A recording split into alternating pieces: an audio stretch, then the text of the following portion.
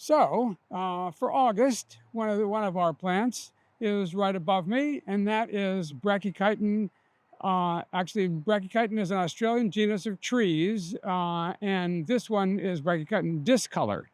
And it is an unusual tree in that it doesn't bloom consistently at one time, year in and year out. It sort of decides for itself which side of the tree wants to bloom and which side doesn't, and what years, in an erratic fashion. So right now, it's got a big part of the tree blooming over here, but another part of the tree over here that's not in bloom.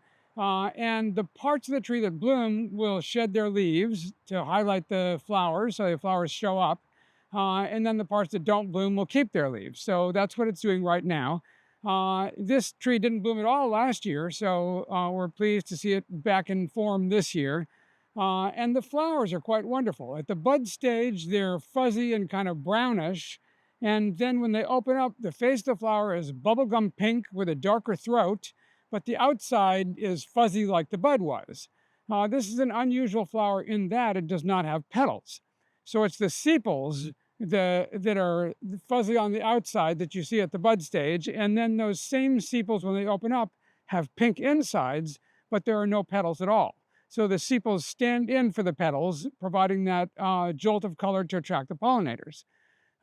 The flower, after it's pollinated, makes a follicle or a seed pod that sort of looks like a little pouch and has the seeds inside. There's a slit along the top of it that splits open, and then you can see the seeds inside. And the seeds are covered with very coarse hairs that are irritating to some people.